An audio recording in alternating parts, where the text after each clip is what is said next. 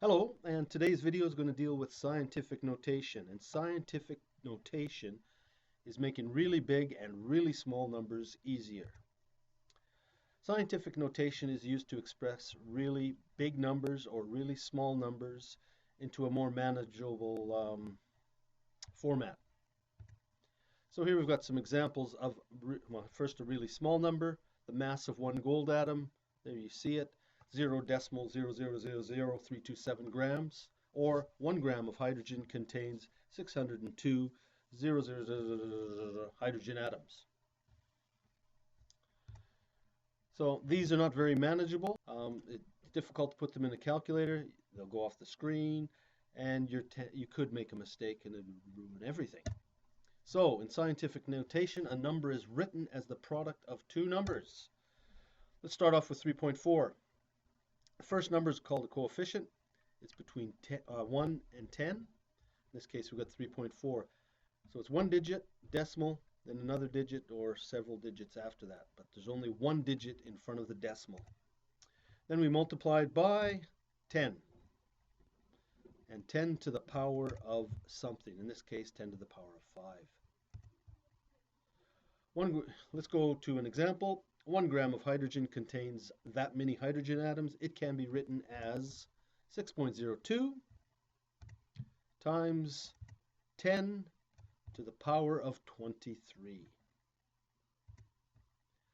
How do we convert from standard form? Well, we'll take an example here of 625, smaller number, but it makes it easier to see. So the steps, figure out where the decimal currently is. And as you can see, the decimal is after the 5 in this case. Move the decimal to the right of the first non-zero digit. Okay, so we've moved the decimal in between the 6 and the 2.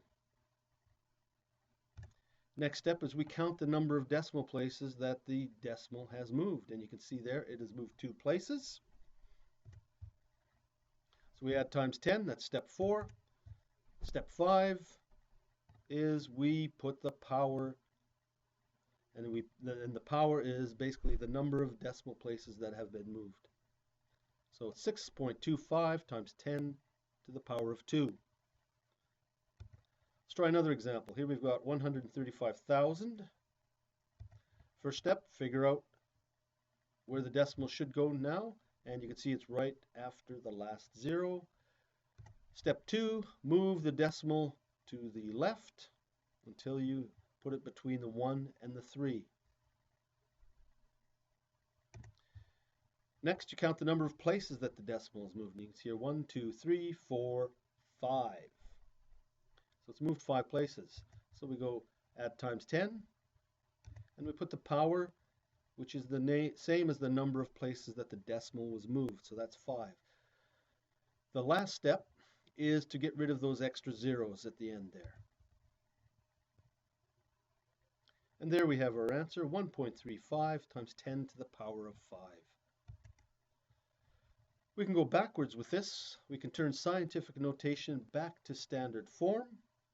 And so here we've got 8.821 times 10 to the 2. You need to determine how many steps you're going to move the decimal. In this case, we've got 8.821. We need to move that decimal all the way back to 2 places. We need to move it to the right by 2 places. So we do that. There, 1, 2, and we put the decimal there. And then once we do that, we can remove the 10 power, and there's our answer, 882.1. Small numbers. Let's start with a smaller example.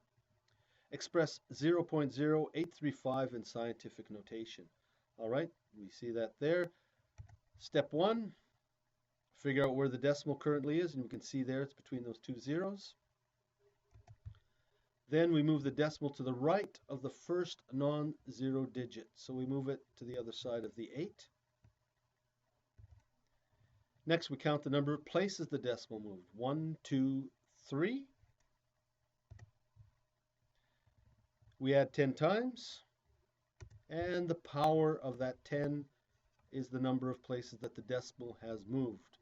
But you can see, because we're moving to the right this time, and it's a very small number, you use a negative exponent. Okay, if it's small numbers, use a negative exponent.